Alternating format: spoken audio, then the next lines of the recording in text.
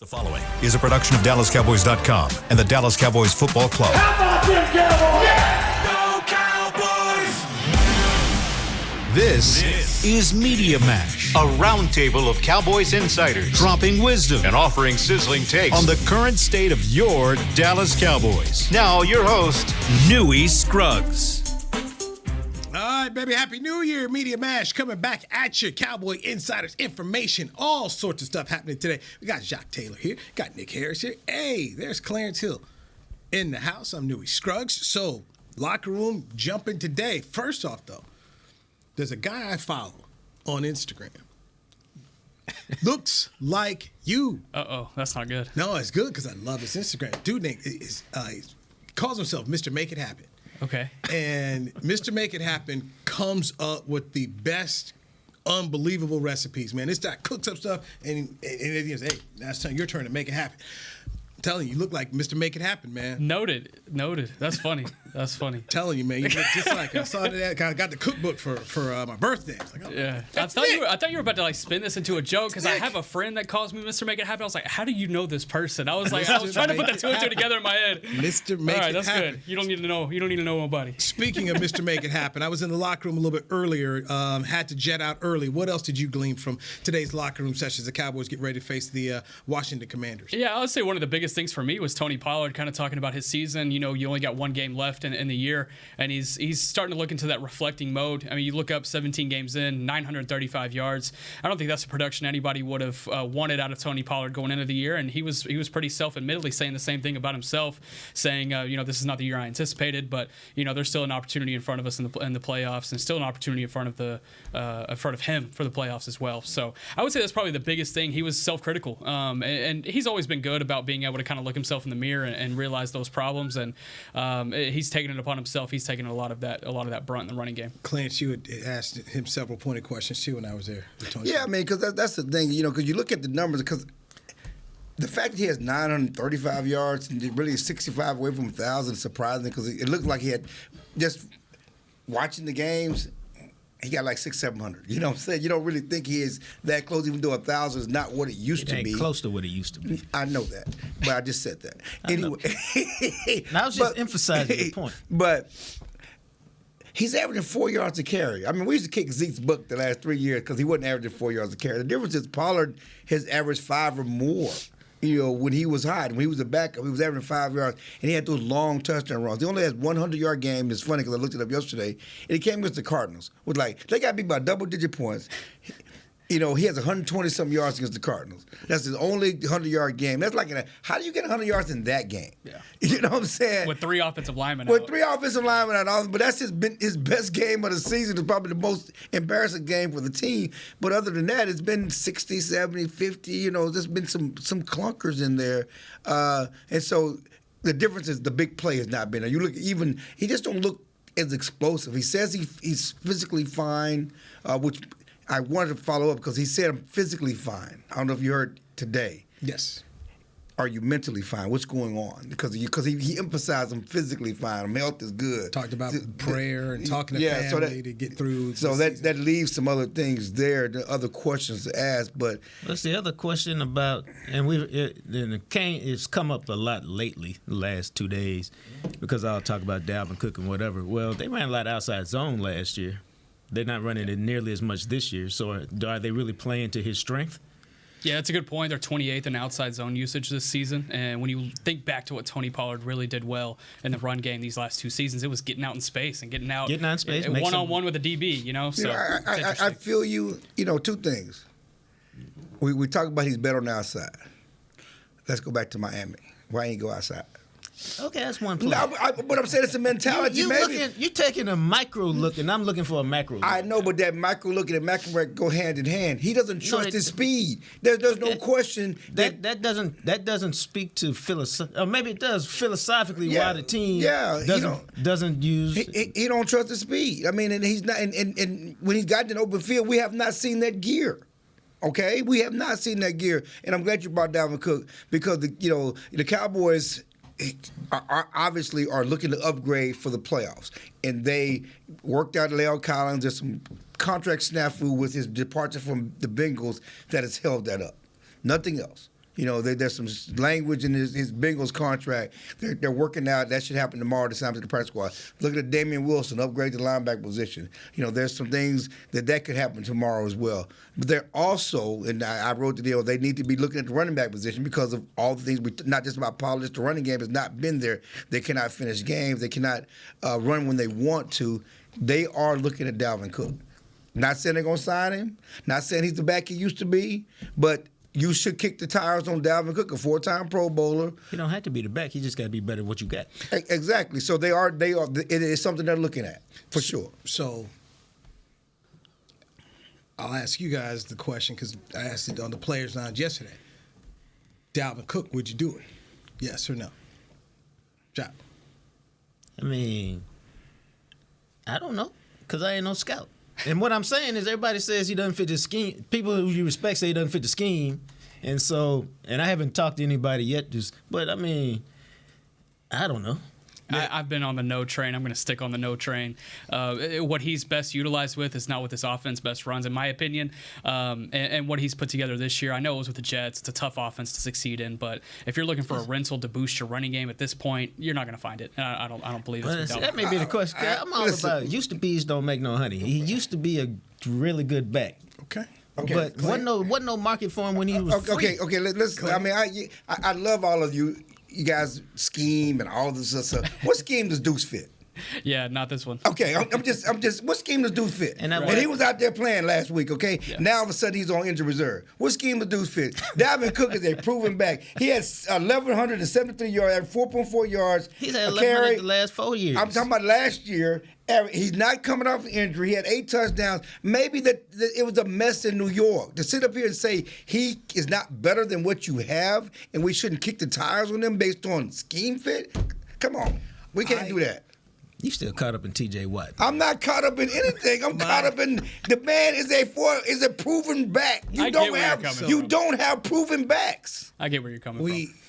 He has off-season shoulder surgery. We spoke a little bit about They got to do with the legs. And for me, 5 yards in, this offense has got an issue with the running back position.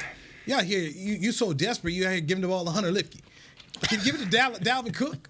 I mean, and that's all I'm thinking about here. Yeah, you inside the 5. Go give the ball to Dalvin Cook. I'd like to see what they could do if that's the case. Had to get a different number, but hey, I'd like to see it. Let's entertain that possibility for a second. I don't think you could get him on a rental. I don't think you can just sign him to a 1 year and finish. Why not? Dalvin Cook. Can you talk about why he left New York? He left New York because he wants to get on a chance for. He left New York this week. Yeah, to get on a chance for a playoff team. That's all he wants. If he's Dalvin Cook and there's going to be other suitors out there for him, there weren't other suitors when he was free. The Ravens have talked about possibly adding him. Okay, but my point is, ain't nobody finna give him no multi-year deal. Just saying, if it becomes that type of discussion, but see, not worth it at all. You move the goalpost. Stephen Jones, stop. I need you to stop. You worrying about stuff that's not on the table. You're worrying about stuff that's not on the table. We're talking about can he help you? Yes. Now, it takes 2 to tango. Yep. Both sides got to agree. We understand that, okay? I'm not saying it's a done deal just because you're interested to make a play for him. That's a whole other conversation. But should you make a play for him was the question on the table. Should you pick up the phone call and make the call? See, I would say the answer to that would be yes. That's what we're talking about here. And for me, I would not only pick up the phone, I would sign the play. And I hear what you're saying because I love Steve and love what he's done. I get tired of worrying about 2025 and 2026 decisions when you're trying to win a championship right now. Yeah. I get tired of that. All that. I mean, you're worrying about this stuff down the road when all we know the cap's going up. You're trying to win now. The goal is not to balance the checkbook. The goal is to win a title out of 28 years. I do know balancing the checkbook is going to be a big task this offseason. This checkbook been balancing like a mofo for a long time. It's the richest franchise in all of sports. If they take a little L, they okay. It's the same cap. Ain't nobody, the lights ain't cutting off AT&T. The lights is not cutting off at AT&T Stadium. It's not a check, it's a credit card. It's a black card. You win the titanium card you drop in. Ding, ding. The lights are not cutting off at AT&T Stadium. 37% interest, but it's all right. You win the division, okay? I'm assuming they win the division. And right now, you'd be hosting Green Bay. You got a 1st and 4 from the 4. giving the ball to Dalvin Cook, Rico Dowdle, Tony Pollard. CeeDee Lamb on the end around. That works. That don't work at the 4. That worked back Hunter there. Lipke, baby. It's cheap. Now, Hunter Lipke only get one at a time. First of all, he only, he might not hold on the ball. He might know he's getting the ball. Okay, so that's the. I start thinking that to me is where I look for Dalvin. I'm not looking for Dalvin Cook to come in here and come give you 75 yards and catch 3 passes for 12. I'm not even looking. I'm just looking at, hey, you got the ball inside the 5 because they have red zone issues. Yep. And they haven't fixed them. And I don't think this group of running backs they have are going to fix it. Dalvin Cook, in my opinion, is just a chance I would take looking at, okay, hey, Mike, can you dial up something for this guy in the playoffs? And piggybacking, I know you talking macro and micro. That's why that play against Miami was so important. It's a mentality. You at the 1. If you don't go wide, lower your shoulders, get into the end zone. Dalvin Cook, the last 4 years, 8 touchdowns, 6 touchdowns, 16 touchdowns, 13 touchdowns on the ground. He knows how to get into the end zone. That's what we're talking about. That's for me. That's how I see. Can we go deeper? Where them touchdowns come from? And were they red zone touchdowns? Were they outside? They touchdowns, baby. They touchdowns. They touchdowns. They TDs. I mean, Tony Pollard had like 10 of them last year. Next gen Jock. Trying to see how far they came out. I'm talking Well, I'm about. trying to see how they go. This makes sense. 1, 2, 3, 4. Like Zeke's I'm was talking 1 about and 5 2 years. I ain't talking about 1 year. 1 year. Okay, I'm talking about 5-year history. I guess I gotta go do my own research. I'm talking about 5 years. Let us know. You Let us talking know about what how many Pollard got this year? Used to be's don't make no honey, man. Exactly. Hey, Tony used to be a guy that could convert. That's what I said. No, he's converting from distance. That's the issue. No, He wasn't converting short. That's why Zeke I had asked what I 12 rushing asked. touchdowns from 1 yard line last year. That's why he was I asked converting what from I distance. asked. Okay, but I mean, again, it's. No one said he's Jerome Better, so he's going to be that guy. But he is a guy who has a knack for getting to the end zone. He has a knack for being productive, and he's better than, again, they ran out Deuce last week. Okay, that's the option they have. Rico's been battling ankle injury. They don't have any more practice squad elevation for Malik Davis. They need help in the backfield. So last year, and I'm glad you guys brought it. Maybe think of the receiver from the Colts last year who they brought in and ended up helping. T.Y. Hilton. He helped. T.Y. Hilton helped. To me, this is like a T.Y. situation. That's fair. Hey, man, we're desperate. One we need play. something. Need something, yes. So come on.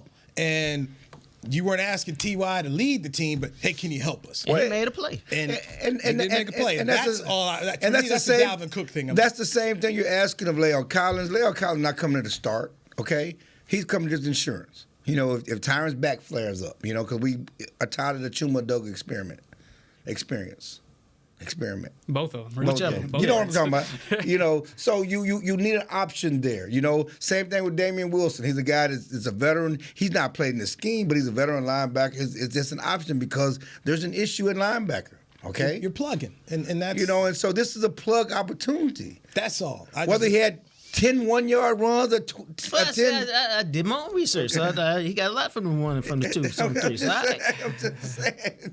I just like all the facts, man. That's the facts I'm a prosecuting attorney. I just like all the facts. The facts are he's a proven veteran back who's better than what you got. Listen to the cues.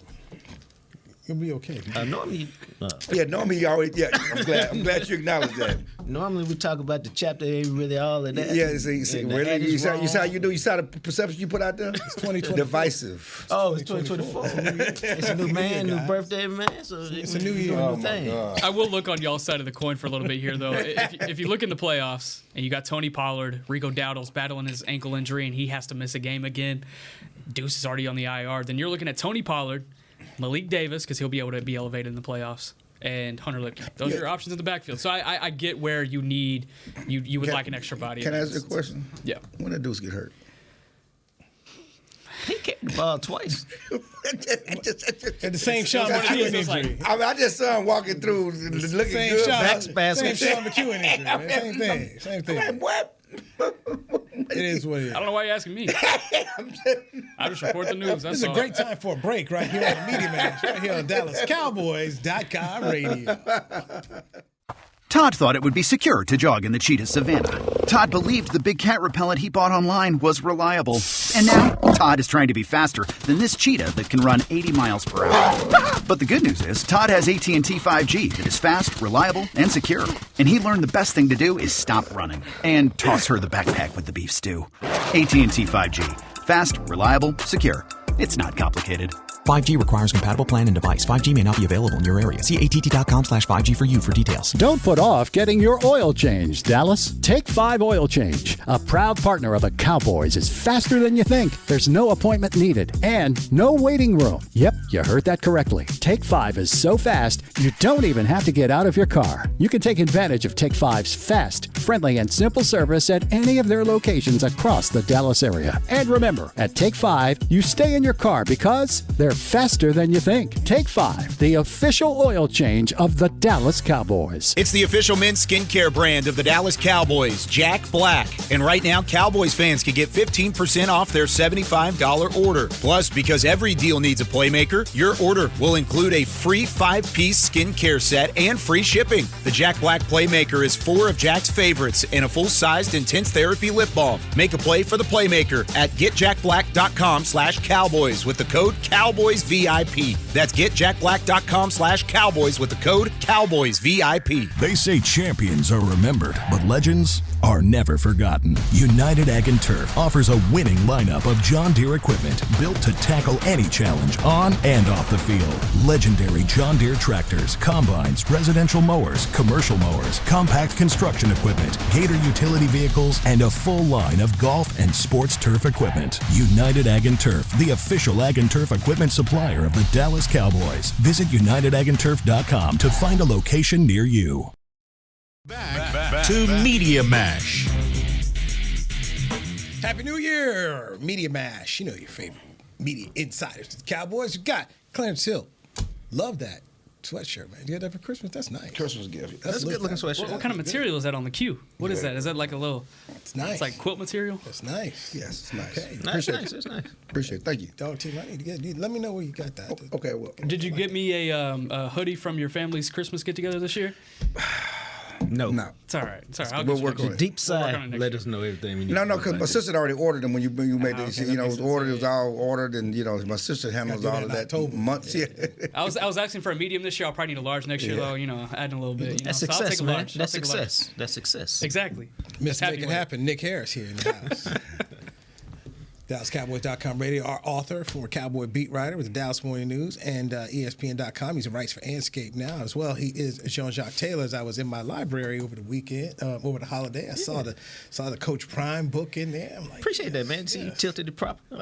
I like that. Let the people know, man. Let the people know. I appreciate that, Let man. the people know. So congratulations. Hope many people gave it out as Christmas gifts. So yes. Few did. I saw some Y'all posts. just let him brush by. He was in his library. I'm sorry. No, he was at the library, Oh, man. I thought he said he was in his library. That's what I thought he said too. I swear, I thought he said I was in my library. With a smoking jacket on. I know. Am I And a right? big stogie. Nick, did he not say In the that? library, lighting up his cigar. Now, he got enough paper to have a library. He has secured the bag over the years. He ain't said nothing. Sipping on some cognac. Looking at my Smoking jacket. looking at my book collection. With a pinky in the air. Listen to some soft. I do have a library. Listen to some Reading soft. about Prime. Listen to some soft music in the I background. do little have a study. jazz. I do have a library. Yes, I do. John yes, P. I do. Coltrane. But as I tweeted there, John Chris, P. if you looked at it, Coltrane. He was at the public library. as I tweeted, it was in my local library. Okay, and then when I was in the Barnes Noble, we put out the book. So I'm out here Working. in the public trying to make sure my man's work is out. And I appreciate that very much so. Yes. That's why And my your dog. book is also in my library. In my library. Yes, my library. Sniff. On the outside, overlooking the pool. Yeah, we got to do a special episode from the library one day. Cribs with Louis Scrub. 2024. I'm trying to be a different guy. Trying to be nice. Chris, put it on Chris. Don't come here. No, I know Chris did come out here wrong. Chris came out here wrong, violated 2020. But I'm trying to change, man. I'm trying to change.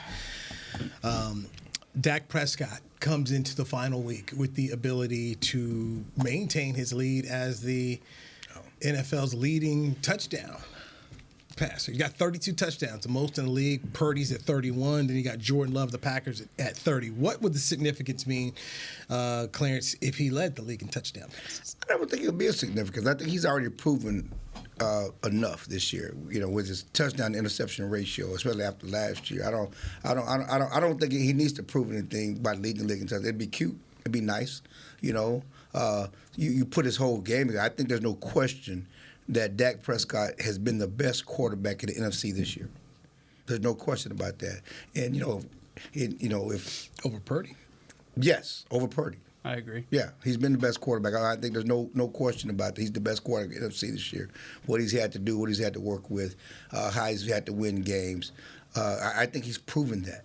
And so I don't think that one stat of leading the league in touchdown changes any of that.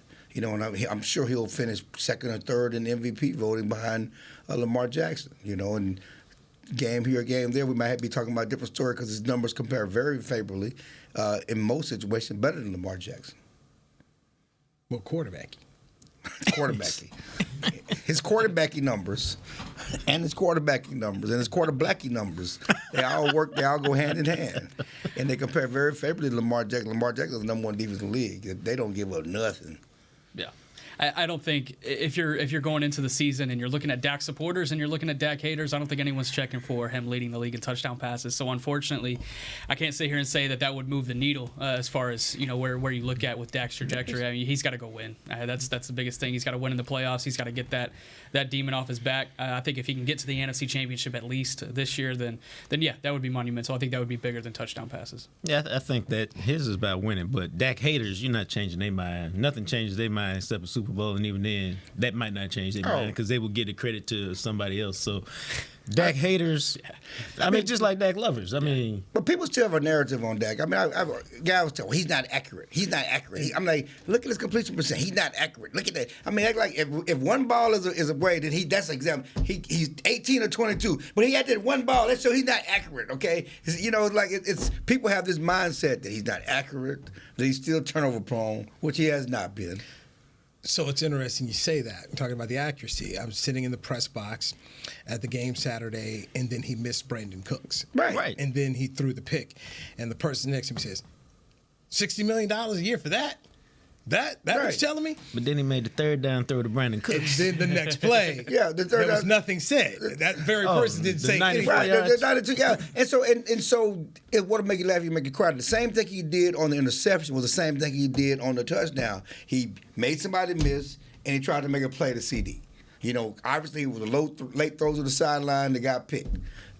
The touchdown, perfect throw down the field, defense backfield down, 92-yard touchdown. CD, it was the same process. He made a play with his feet, and he's had, and people don't understand. The offensive line has been solid, but Dak has had to do a lot with his feet in the pocket to create plays. That's what people talk about. Somebody asked me the other day, should CD be MVP or over Dak? And I'm saying, look, I love CD, and I love Tyreek Hill, and their numbers are great, but there's a category for them. It's called Offensive Player of the Year. Okay, but because what the quarterback has to do to make a play is why it's the most important position in the league. Unless you're going for 2,500 yards, you're not more important than what the quarterback has to do to make this team win game in, game out, play in and play out. All right. So Pro Bowl is going to be coming out today. So who are the guys you think are going to make it for the Cowboys? Talk to you, John. You got your quarterback. You got CD. Who else you got? You got Zach. He's a reputation guy now. He's still good, but he's not what he was. It's 3. 3, you got Micah. 4. You got, I think Bland will get there. 5. You got, I think Tank's got a shot. Yeah, Tank's got a shot, and I think Tyler Smith. And I'm sorry, I neglected Tyler. So yeah, and Tyler Smith may. Because when he's been on the field, he's been lights out, except that Detroit game. Smith brothers make 7. And we forgot Brandon Aubrey. Brandon Aubrey. 8. Yeah, that is. Yeah. So Trent Sig. Brandon Aubrey. So that's 8. Trent Sig was third in the first go around or whatever. Whenever they checked the numbers, he was like third in the checkpoint. So he might have a shot. So potential 8 Pro Bowls for the Cowboys. That's about right. With a chance to finish with a 12-5 record and winning the NFC East. You're the number 2 seed in the East if you take care of business. You win 12 games. Those are the rewards that get reached. You didn't win them 12 by yourself. So, I mean, somebody had to be putting in work to win those 12. Let's go back to Saturday night. It was a good night. First off, I think you were born, but I was there the last time they put a head coach in the Ring of Honor, and you were probably there too when Tom Landry went in for the Cowboys. Oh no, I probably wasn't. Sorry, I'm so sorry. Okay, Clarence, were you there? No, I was not there. Okay, I was there that day. So I was working in Austin. We came up for the game. So Jimmy Johnson going into the Ring of Honor. Your thoughts on the ceremony? Yeah, it was super cool. I think the halftime speech kind of ignited a little bit of a fire too, and everybody in the stadium. I didn't expect that type of fire from Jimmy coming into halftime and having that kind of speech. So that was a really cool moment. Obviously, like I wasn't there for those days, so y'all would be able to speak a lot more on the impact of that moment. But it was pretty cool, just kind of seeing that full circle and seeing the press conference beforehand with Jerry and Jimmy. And Jerry, he just kept saying it's the right thing to do. It's the right thing to do, and he's right. At the end of the day, it kind of felt right. You know, I think it put a bow on the 90s, and you finally were able to bury the 90s because, you know, obviously it's been gone a long time, but the family wasn't together because Jimmy wasn't here. And you finally put the family back together, and you can put that to bed. And, you know, Jimmy's speech was awesome. You know, the way he ended the speech was so classic. And it's like you know, you go to those concerts, you know the words to the song, and you sing it anyway, you know, and you have, you know, those great words. Everybody knew what was coming. And they you were waiting ready for it, and he said the words, and you've heard it 100 times, but it felt so good hearing it again, and you enjoyed every minute of it, and it was just classic photos. And I just tweeted Emmett and Michael and Jimmy going crazy, and Michael's mouth wide open, and Troy stoic just looking at him. You know, just like that's the 90s. You know, that's what it was, and that's why it was so great because they kind of fit hand in hand. But yeah, that was a classic moment that everybody enjoyed.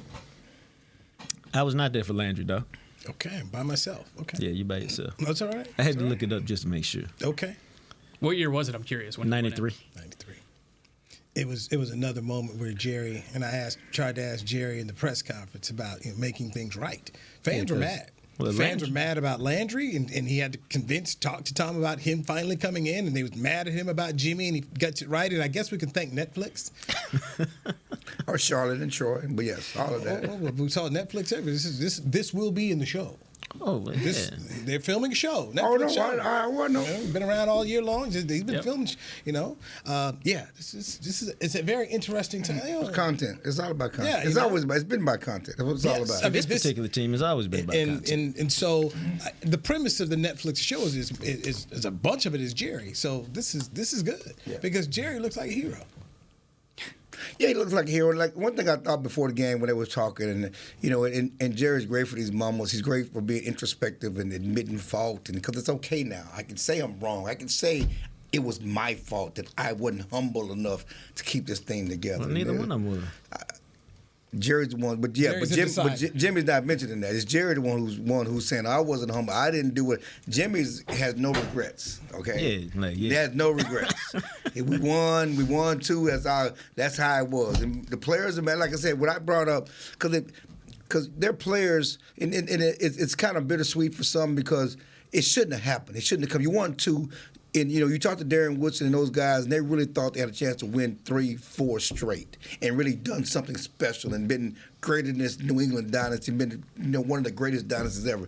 They really still have an empty feeling on what could have been if you knuckleheads at the top would have kept it together and you kept your ego together because they could have been really special, and that's still hurtful for them. And 28 years later, Jerry acknowledges, I think I messed up something because I ain't won. It ain't 500 coaches. No, 500 coaches can't do this. And the Cowboys have not won in 28 years. You know, you think it's easy to get back to the top, but it's not. It's not.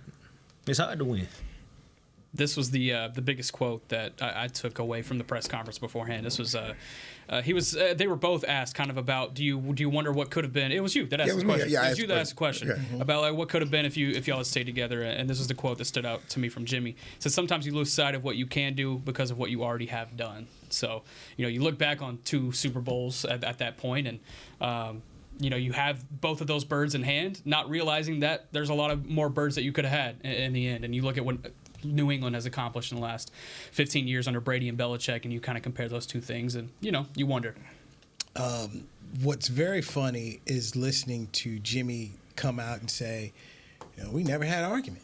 Both Then of you go sit Both up, of them. Then you sit up there and there's people bringing up videos after the whole. We're all looking at each other like. It broke up over an argument that hurt feelings. I mean, that's what happened in Orlando. You offended Jerry. And then to sit there and see Ed Werder sitting next row in front of me and Rick Goslin's over there to the left of me, and those two guys had the story. And then at the press conference ended, and I walked out, I was like, never an issue. And they both just looked at me and they were just talking about it. It was very interesting listening to those two guys who were there. And just basically like, this is a lot of hooey. And they're trying to make it all look good, but there were issues. There were issues at the end. And we all, were you there at the press conference? Yeah, I was there at that one. At Valley Ranch, okay, I was there too. Yeah. That one or the trash can? I was there at the trash can. I was there. I was there for the trash can. I almost got hit with the trash can. Mike Irvin's trash can. My photographer, Sal Rios. Yeah. Sal Rios was right there getting filming through the trash can. Michael through the blue curtain right over there. Yes, I remember blue yes. through the trash can. So, I mean, it's like. That happened there because you were a youngster. You was a star in the sky, but Michael Irvin threw a trash can at the media because we wanted to come in and get quotes from guys about Jimmy leaving. And Michael was so upset. Yeah, that was my two locker room moments from the 88s. Michael Irvin throwing the trash can, and Des Bryant said, Des said to Rich, fix this.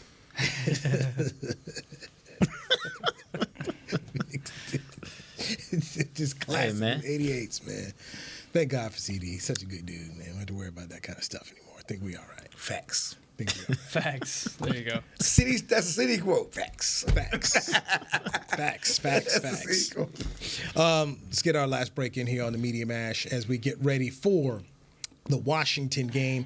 Washington has decided to go with Sam Howell as a starting quarterback.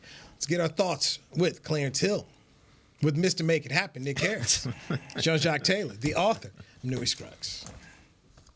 Todd thought it would be secure to jog in the cheetah savanna. Todd believed the big cat repellent he bought online was reliable.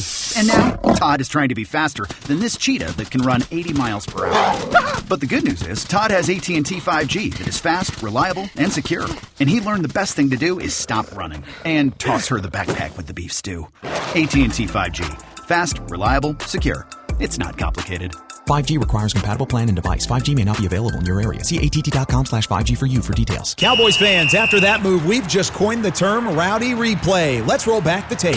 Okay, there's our mascot Rowdy cheering on the boys. And now he's on his phone, on his Bank of America mobile banking app? Staying on top of his finances with his virtual financial assistant, Erica. Bank of America's digital tools are so impressive. Cowboys fans just can't stop banking. Learn more at bankofamerica.com/can't-stop-banking. Erica is only available in the English language. You must download the latest version of the mobile banking app, only available on select mobile devices. Message and data rates may apply. Member FDIC. Welcome back into Dear Doctor, the show where I answer life's questions with an ice-cold can of Dr. Pepper. Sheila, let's hear from our next caller, would you? Dear Doctor, my friend supported me during a tough time, but what's the right gift that says, thanks for being a shoulder to cry on? Okay, this one's easy. I say give her a delicious Dr. Pepper.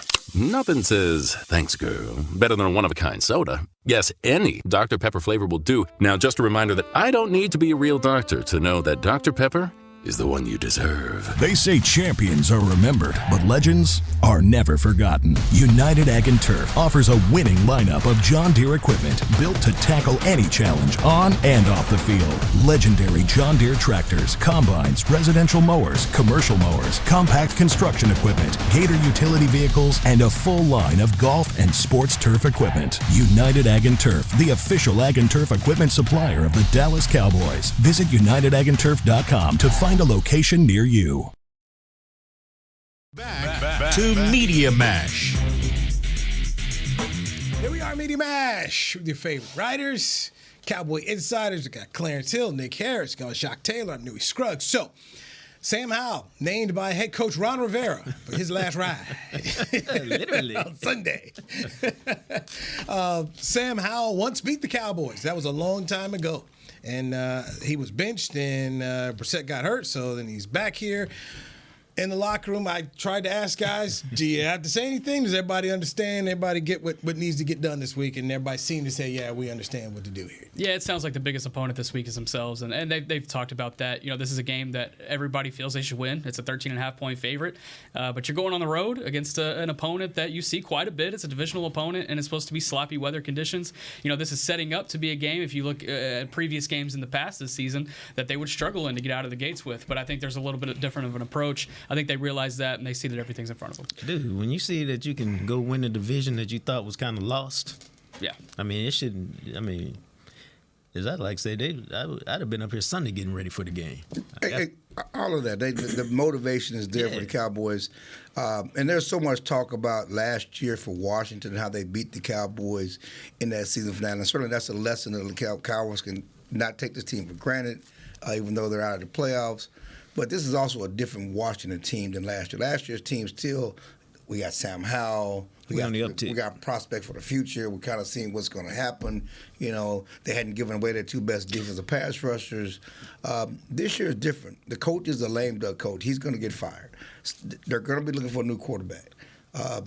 Eric Bieniemy may not be there. They're going to be, there's so much change. So this is not the same motivated Washington team to show, not just beat the Cowboys, but also show promise for next year as what the Cowboys saw last year. But they need to hone in and take care of business, because certainly they would love nothing to ruin the Cowboys' moment and ruin the Cowboys' opportunity. But I don't think the challenge is the same.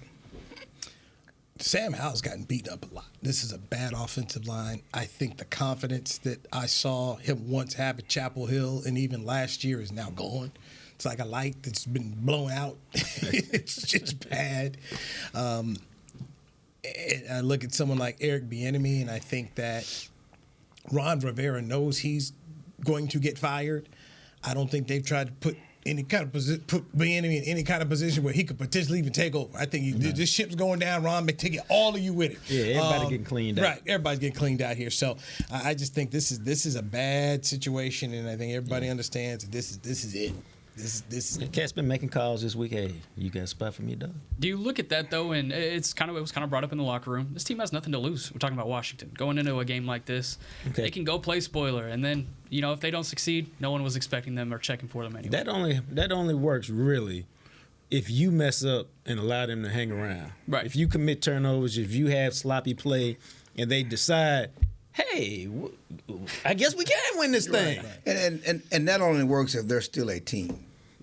Okay, and the problem is that still a team over there that can collectively rise up and play spoiler? Yeah, definitely not. And that's what I'm talking about. There's too much going on there for them all rise up together, be on the same page, and say, let's do this. But yeah, it's on any given Sunday, anything can happen. We no one saw what happened last year for a Cowboys team going to the playoffs with a 12-5 record, and gosh, they could have been 13-3 last year. 13-4, yeah. 13-4 last year. Blitzed. By blitz, and then so no momentum, no excitement going to the playoffs. That's when the kicker went awry. Yeah. It started that week, and it continued the playoffs. So you don't want any negative juju going to the playoffs. Yeah, Brandon Aubrey's got one big hurdle to clear. It's FedEx Field. That's so crazy because you did not see it coming from Meyer last year. He was having a great year, not a Brandon Aubrey. He was having a great year. He had a couple of and then it just went.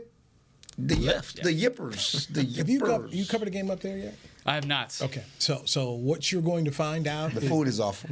I've heard a lot of things about this trip. Number one, the food is awful. Bring your own food. Okay. Yeah. The night before, don't be shy about it. Seriously, the night before, go. I did Whole Foods and brought my own food. So that's number one. Bring your own food. Okay. Number two, this is a home game. Mm-hmm. I mean, you've gone places and you've seen the Cowboy crowd. I mean, especially this week. You check the Uber line, they just jumping out Ubers in blue and white jerseys, and then they go up there and party and tailgate with the Washington fans. I mean, it's unlike anything. You don't see this at the Philly game, the Giant game, where they understand Cowboy fan is here and they're gonna cheer for their team, and we have to accept it. That's how it kind of felt at SoFi for the Chargers game this past week 6 or 7. I just did a weather update because you scared me. Right now, it's not supposed to be any weather on Sunday. Okay, so the precipitation's gone away? Yes, that's good. It's going to rain all day really Saturday. But Sunday is supposed to be 42 and 33 with no, I don't see any weather. Okay, that's good. Tell you what, though, on that grass field with that stadium crew, who knows if it'll get cleared up by this. Jacques and I'll be thinking about you out there. Enjoy it. So good luck to you. Just don't wear your red bottoms. They're gonna have rain on the field. Just make sure they got the right. What's funny? Let's go back to the get the right cleats. Let's go back to the snafu with the stadium seating, and I really found out what happened. Remember the heated bench when it looked like the Cowboys were trying to show up the Redskins, show up Washington with the Commanders with the Cowboys logo on the bench. They did not order the logo. They ordered benches because they knew it wasn't going to be a bench. The company took it on themselves to put the logo on there because they thought that's what the Cowboys wanted. The Cowboys are not trying to show them up with a bring their own bench logo. That's good business, baby. They were trying to do, so they've used that company before. So they were over delivering. So there won't be logo on the bench. They showed up with canned They will have their own. They won't be. But come with that. Hey, we're gonna take it to the next level and put you. It just was not a good look, on the road. Then because then Washington came, we had to bring our own benches and all this other stuff out of nothing. Dan Quinn was asked about head coaching jobs. Last year, did the rounds. There'll be jobs. Year before, jobs will be open again. Does he jump on something this time around? Yeah, I guess you just look at the jobs that open up, right? And you compare those to jobs that have opened up in the past. It's clear that he's looking for a situation that he wants, very specifically. Mm-hmm. What does that situation look like? Who knows? You could have looked at the Seattle job a couple of years ago and maybe seen that there could be an opening in a couple of years if things go right wrong for Pete Carroll. But things have gone right for them. They've drafted well. Geno Smith has played well. So that's probably not a job that's realistic over the course of the next 2 to 3 years. So I guess he just looks at opportunity, and only Dan Quinn knows what that opportunity looks like, and we'll see if he jumps on it. Can I say one thing? Sure. Dan Quinn didn't turn no jobs down in the last couple of years, did he? He pulled out of Chicago, but no, he was not. The only thing I heard, and it was that Denver, that the GM at Denver wanted him, but then Elway and the president said no, and then they hired your man Hackett. Right. That was as close as I heard about. Right. So the notion that he could have had a job and he chose to stay with the Cowboys, I think we made more of what than what it was. Okay. Because there's not been no job. He said, I don't want that job. Certainly I don't know if he wanted to go to Arizona, but I don't think there was jobs that were right there where he just turned down. And so we've been going through this dance the last couple of years. And certainly he's worthy. We know what he's done. But some of these people, like the two coordinators from Philadelphia, who went to Arizona and Indianapolis. People like the young guys, So there's 3 jobs open. Yeah. Raiders. Think he fit? Or do they want Antonio Pierce? Okay. Carolina? He's taking that over what he had last year. What are we doing? Well, yeah. Why would you take that? Chargers. That's the job. Of course, that could be a job, but there are a lot of people that have been linked to that job. New England. They ain't no quarterback. I don't want to go nowhere where they ain't got no quarterback. Chicago. They will be drafted. Chicago's keeping their guy. They'll be drafted. Chicago ain't keeping him. Okay, whatever. I'm just saying it's been out there. The head coach, Eberflus. I thought you meant quarterback. No, Eberflus. I'm talking about keeping Eberflus. Eberflus. And you got what? Did you bring up Washington? Oh, yeah. Them. Yeah, Washington. They ain't got no quarterback. They'll have a quarterback. Washington and New England will have quarterbacks. They're going to draft rookies. Yes, they'll be drafted. Yeah, no, that's still a quarterback. Yeah, that's a quarterback. Yeah. Because there are people because I think the domino is Belichick. The thing is, Belichick's going to be out the playoffs, right? Yes. So he should go first. That should be the domino. If he's going somewhere, it should happen soon. Quickly. Yeah. They should be talking this week. I think, yes. I think that's already. And where does he go? Because it has to be a trade, because I think I don't think he's out of contract, so it has to be somebody deal. Right. So, yeah. What you giving up for Belichick? So, right now, we would assume Dan is back? It's too early to say. You media people or something else. We've all learned from you, man. You're the oldest dude here, right? Can we just get to the playoffs? Can we see if they can win a playoff game? Can they make a Super Bowl run? 84. Can they do something? Longest tenured Cowboy beat writer. That's the Nick. Who taught us all, we got to talk about that right now, Nick. Don't look at me. Because it was brought up at the press conference with the coordinator. I know. By who? Who brought it up? One of them media people. I wasn't here. We I was in know, New he was Orleans. out partying. Was not partying. I was at a game. It was Calvin Walker's It was Calvin. Of course, it was Calvin. What did he have? What was the exact question? Are you looking at? He said he phrased it. How do you juggle the buzz around your name when head coaching opportunities get thrown out there? How do you juggle that with the season? And he's like, I don't juggle it. When those opportunities come over the offseason, you know, those are like 2 or 3 day deals. I look at it and I go forward with it at that point. But right now, like, I'm focused on this playoff run, and you know, he gave the PR spiel. Yeah, he and Kellen Moore handled that business last year. What if Kellen will get any interviews? Hey, they make a deep run, he'll have a shot. Please. Wow. Apparently Carolina was mentioned about his name. Somebody got to work at Carolina. Somebody going to take that money and that job and work for that dude. Cliff Kingsbury. Steve Wilkes. That's what he needed to do. Just go in there and say, I'm sorry. He didn't want to say he's sorry for throwing the drink from 20 feet away. He still has put a couple droplets on somebody. He still has. Imagine if that was holding that strong. Like, I'm not apologizing. I want to know what did they say. They said something. It doesn't. Imagine say it doesn't matter, but I still want to imagine that was Jerry Jones. They'd be leading headline news. It wouldn't just be it'd be correct.